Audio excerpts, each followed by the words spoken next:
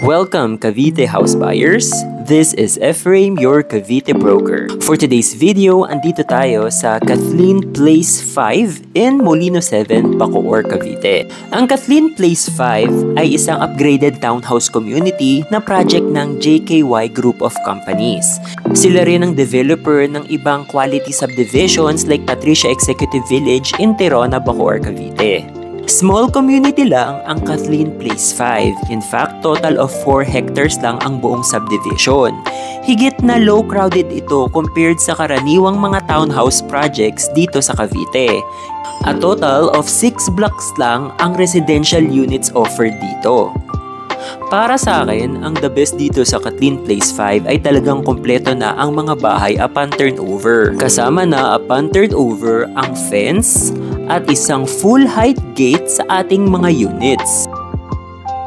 In terms of location, napakadaling puntahan ng Kathleen Place 5. Located ito sa Barangay Molino 7, Bacoor, Cavite.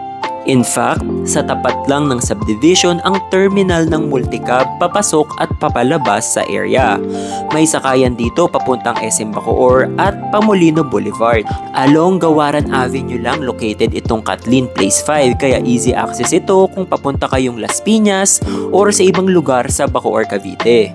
Para sa inner unit na katulad nito, ang total lot area ay 60 square meters at ang laki naman ng bahay ay nasa 111 square meters. 3 bedrooms ang bawat unit dito at malalaki ang bahay para kang hindi nakatira sa isang townhouse. As an added feature, may naka-install na ring mga doorbells sa bawat unit natin. For convenience, may kasama na ring maliit na gate itong bawat unit natin. Kasama na ring naka-install sa gate itong ating mailbox. Para naman sa ating main gate, diswing ito para easy parking.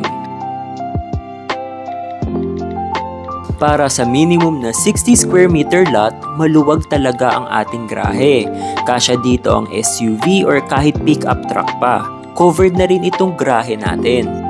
Also, may provided na rin gripo dito sa garage para mas madaling hugasan ng ating mga sasakyan. Big windows na rin tayo dito sa harapan ng ating bahay. At may electrical outlet na rin provided sa harapan.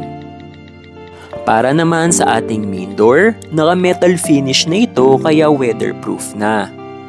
Isa pang nagustuhan ko dito, naka-triple lock ang ating main door kaya very secure ang ating mga units.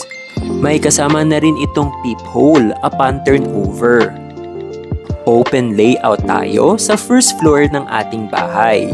Spacious na rin ito for the living, dining at kitchen area natin. Para naman sa ating kitchen area, provided na itong mga modular cabinets natin. Meron dito sa baba at meron din sa taas. May kasama na rin kitchen counter na kumpleto with sink and faucet. Papunta naman sa likod ng ating bahay, kasama na itong sliding door upon turnover. Ang isa pa sa nagustuhan ko dito sa Kathleen Place 5, full fence talaga ang turnover sa likod at sa harap ng units, kaya may privacy ang mga residents. Meron din tayong gripo dito for your laundry area. Located din dito sa likod ang ating common toilet and bath. Fully tiled na din ang bawat banyo natin at kumpleto na ito with shower, toilet at sink. Ngayon naman, papaakyat na tayo sa second floor ng ating unit. As for the stairs, kasama na itong metal railings at naka-concrete na rin ang hagdanan natin.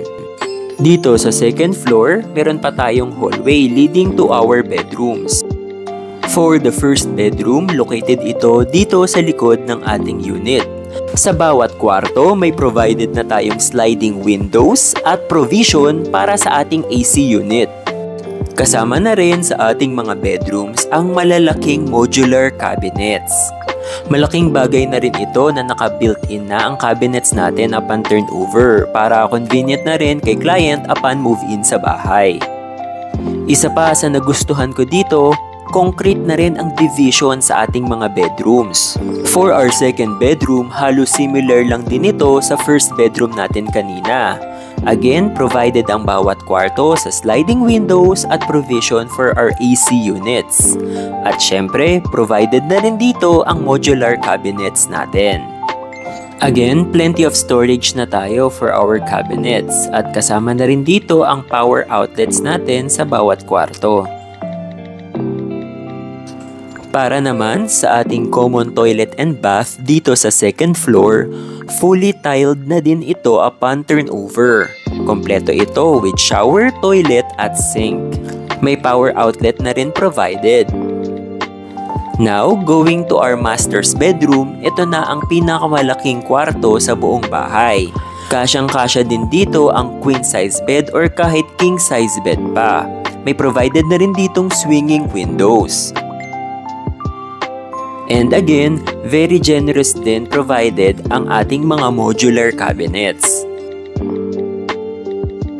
As for our master's bedroom, may access tayo sa ating balcony.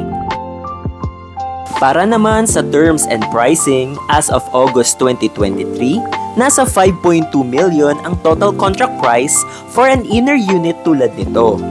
Payable in 25 months ang down payment and as low as 29,000 a month. Para naman sa kanilang mga financing, they have in-house and bank financing. Accredited banks are PNB, BPI Family, Robinsons, and Sterling Bank. Kaya naman, masasabi ko na talagang all-in na dito sa Kathleen Place 5 in Molino 7, Bacoor, Cavite. Kumpleto na talaga ang bahay, bakod, gate at sobrang dali pa ng accessibility. Malapit ito sa Manila via Molino Boulevard or MCX. Malapit din ito sa Alabang via Daang Hari Road. Pre-selling pa ito guys, kaya wag na kayo magpahuli. Tara, schedule na tayo ng tripping. Contact us for more details. Thank you and God bless.